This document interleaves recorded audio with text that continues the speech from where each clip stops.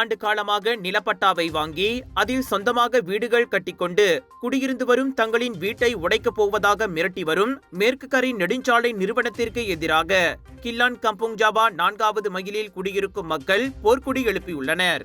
சாலை நிர்மாணிப்பிற்காக தங்களது நிலம் எடுத்துக் கொள்ளப்பட்டதால் வெளியேறும்படி அந்த நிறுவனம் கோரிக்கை எழுப்பியிருப்பது நியாயமற்ற ஒன்று என ஒரே நிலப்பட்டாவை கொண்ட நிலத்தில் தங்களது வீடுகளை கட்டிக்கொண்டு குடியிருந்து வரும் பாதிக்கப்பட்ட 25 குடும்பத்தினர் தெரிவித்தனர். இது தொடர்பாக இன்று கம்புங் ஜாவாவில் பாதிக்கப்பட்ட மக்களை வணக்க மலேசியா சந்தித்த போது அவர்கள் தங்களது கவலையை வெளியிட்டனர். இந்த நிகழ்வில் கோத்தாராஜா நாடாளுமன்ற தொகுதியில் போட்டியிட்ட தேசிய முன்னணி வேட்பாளரான டத்தோ வி குணாலன், கோத்தாராஜா தொகுதி காங்கிரஸ் தலைவர் டத்தோ சங்கர்ராஜ் ஐயங்கர், மாய்கா ஊடக பிரிவு தலைவரும் மத்திய செயலவை உறுப்பினருமான சிவசுப்பிரமணியம், PPP கட்சியின் ஸ்லாங்கோர் தலைவர் சுரேந்திரன் ஆகியோரும் கலந்து கொண்டனர். கம்பவுண்ட் ஜாவால ஒரு வித்தியாசமான ஒரு விஷயம் நடந்துகிட்டு இருக்கு. அதாவது உள்ள மக்கள் 60 வருஷமாக குடியிருக்கிற மக்களை ஒரு முறை இல்லாமல் இந்த இடத்த விட்டு விரட்டுறதுக்கான வேலையை இங்கே இந்த WCன்ற ஹைவே நிர்வாகம் அவங்கள வந்து ஒரு ஒரு தரம் இல்லாத வேலையை, அதாவது இங்கே விரட்டுற வேலையை செஞ்சுக்கிட்டு இருக்காங்க. ஸோ இங்கே உள்ள மக்கள் வந்து இப்போ ஒரு வார காலமாக அவதியில் இருக்காங்க. அதனால் இவங்களை வந்து விரட்டுறது வந்து அவ்வளோ ஒரு முறையான விஷயம் இல்லை. இங்கே வந்து ஒரு டெவலப்மெண்ட் நடந்துச்சுனாக்க, அதாவது அவங்களுக்கு அரசாங்கம் வந்து ஒருத்தருக்கு வந்து ரோடு போடுற ப்ராஜெக்ட் கொடுத்துருக்காங்க WC. அவங்க வந்து அந்த வீடு எடுக்கிறதுனாக்க அது ஒரு முறை இருக்குது. அந்த முறை எப்படின்னு சொன்னாக்க, இவங்களுக்கு வந்து ஒரு நஷ்டஈடு கொடுக்குறாங்க, அவங்க வீட்டுக்கு நஷ்டஈடு கொடுக்குறாங்க. அந்த நஷ்டஈடு கொடுக்கறதுக்கு முன்னுக்கு இவங்களை போயிட்டு வந்து வேல்யூவேஷன் செய்ய சொல்லியிருக்காங்க. வேல்யூவேஷன் செய்யக்குள்ள இவங்க வேல்யூவேஷன் செஞ்சு ஒரு ஒரு அமௌண்ட் இருக்குது. அவங்க கொடுக்குறது ஒரு அமௌண்ட் வந்து ரொம்ப அடிமட்ட விலையில் வந்து இவங்களுக்கு கொடுத்து வெட்டுறதுக்கான வேலையை செஞ்சுட்ருக்காங்க.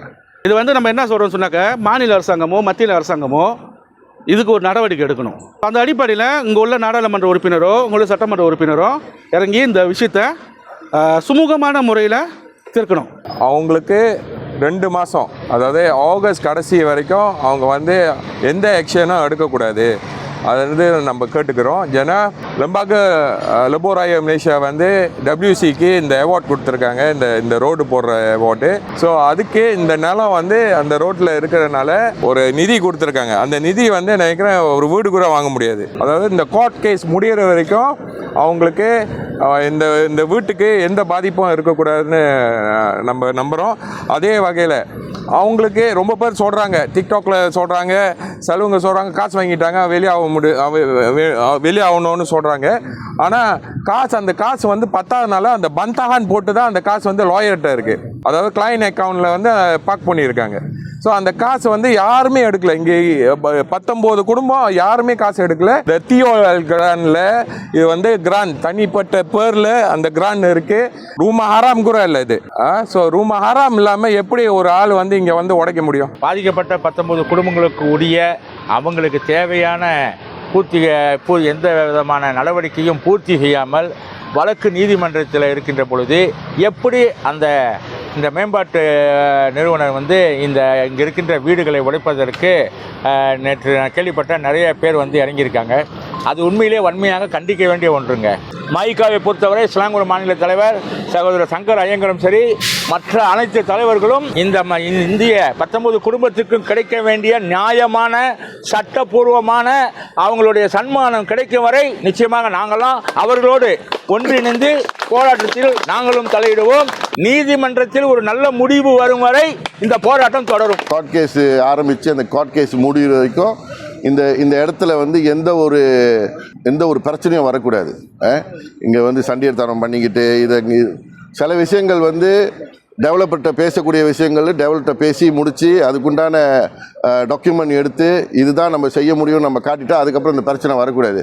சும்மா வந்து இங்கே உள்ள தங்குறவங்களை வந்து பிரச்சனை கொடுத்துக்கிட்டு, எல்லாம் வயசானவங்க பிரச்சனை கொடுக்குற வயசில் இருக்காங்க எல்லாமே, அவங்கக்கிட்ட சும்மா வந்து பிரச்சனை கொடுத்துட்டு தொந்தரவு பண்ணிக்கிட்டு இதெல்லாம் வேணாம். அந்தாண்ட பக்கட்டும் வந்து யார் அந்த கம்பெனிக்காரங்களுக்கு என்ன சொல்ல விருப்பப்படுறோன்னாக்கா, உங்களுக்கு வேலை கிடைச்சிருக்கு, சில வேலையை மட்டும் அந்த வேலையை நீங்கள் செய்யுங்க. எங்களது வீட்டிற்கும் நிலத்திற்கும் இழப்பீடு கொடுப்பதாக சம்பந்தப்பட்ட மேம்பாட்டு நிறுவனம் வாக்குறுதி அளித்தது. ஆனால் பேசியபடி அவர்கள் நடந்து கொள்ளவில்லை. இந்த வேளையில் இது தொடர்பான வழக்கு தற்போது நீதிமன்றத்தில் இருப்பதோடு எதிர்வரும் ஆகஸ்ட் இது தொடர்பான விசாரணை நடைபெறவிருக்கிறது. இந்த நிலையில் திடீரென மேம்பாட்டு நிறுவனம் இங்குள்ள 4 வீடுகளை உடைத்திருப்பது குறித்தும் பாதிக்கப்பட்ட மக்கள் தங்களது ஏமாற்றத்தை வெளிப்படுத்தினர். பாதிக்கப்பட்ட மக்களில் சிலர் தங்களது ஆதங்கத்தையும் வேதனையையும் வணக்க மலேசியாவிடம் பகிர்ந்து கொண்டனர். அதாவது இன்னைக்கு எங்களை வற்புறுத்தலின் பேரில் வெளியாக்க பார்க்குறாங்க. நாங்கள் வெளியாக முடியாதுன்னு சொல்லல. சரியான முறையான ஆரம்பத்தில் நீ சொன்ன அந்த தொகையை எங்களுக்கு கொடுத்துரு. நீ ஆரம்பத்தில் சொன்ன தொகையை நாங்கள் பம்பை எதிர்க்கல. ஆனால் அதுக்கப்புறம் நடந்த சில விஷயங்கள்னால எங்களோட பம்பாசான் குறைக்கப்பட்டுச்சு. அதை அவங்களே செஞ்சாங்க, நாங்கள் செய்ய கிடையாது. எங்களுக்கு சரியான நீதி வேணும். நீதிமன்றத்தில் நீதி வராமல் நாங்கள் இந்த தொகுதியை விட்டோ இல்லை இந்த பகுதியை விட்டோ ஒரு காலமும் அசைய மாட்டோம். இந்த மலேசியா ஃபுல்லாக பப்ளிசிட்டி பண்ணிட்டாங்க, நாங்கள் காசை வாங்கிட்டு வெளியாக மாட்டோன்னு. ஏன்னா ஊர் மக்களுக்கு தெரியல என்ன நடந்துச்சுன்னு. ஆனால் இன்றைக்கி எங்கள் நிலைமை அப்படி இல்லை. இந்த சுற்று வட்டாரமும் சரி, எல்லா கட்சிகளும் சரி, எல்லா தலைவர்களும் சரி, எங்கள் பின்னால் நாங்கள் நிற்கிறோம், நீங்கள் உங்களோட உரிமைகளை வாங்கி தரேன்னு சொல்கிறாங்க. அதை அவங்க செஞ்சு கொடுத்தா அது மிக சிறப்பாக இருக்கும். ஒரே கிராண்டு உள்ள 19 குடும்பம் உள்ள இருக்கும். இது தானே ஆரம்பம் இல்லை.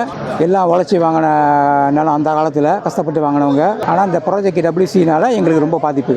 ஜபாத்தானம் ஒத்து வரல, WCயும் ஒத்து வரல. எங்களோட பம்பாசானா ரொம்ப குறைச்சிட்டு இந்த இடத்த விட்டு வெளியாக சொல்கிறாங்க. அதாவது வற்புறுத்தலில் வெளியாக சொல்கிறாங்க. நீங்கள் என்ன அங்கே நாங்கள் வந்துட்டோம், உங்களுக்கு காசு கொடுத்தாச்சு, வெளியே போ அப்படின்றாங்க. ஆனால் எங்கள் கையில் காசு வரல. ஏன்னா நாங்கள் கேஸ் போட்டிருக்கோம், லாயர்கிட்ட கேஸ் இருக்குது. அதனால் லாயரை அந்த காசு திரும்பிட்டாங்க மத்தாங்கன்னு சொல்லி லாயர்கிட்ட போட்டாச்சு. ஸோ அது எங்ககிட்ட காசு இல்லை. ஏன்னா கோர்ட் கேஸ் போயிருக்கு. கோர்ட் கேஸ் முடிகிற வரைக்கும் 8ஆம் மாதம் கடைசி 9ஆம் மாதம் கடைசி வரைக்கும் அதுக்கு மேலே தொடர்னாலும் நாங்கள் இங்கே தான் இருப்போம். அதுக்குள்ளே எதையும் எங்களை வச்சு மிரட்டுறது, உள்ளுக்கு மிரட்டுறது, கரண்டை வெட்டிடுவேன், தண்ணியை வெட்டிடுவேன். இங்கே உள்ள சில ரெசிடென்ட்ஸ் சேவாக்கு இருந்தாங்க, அவங்கள மிரட்டி வெளியாக்கிட்டாங்க. இங்கே உள்ளவங்களாம் பயந்து தான் இருக்கிறாங்க.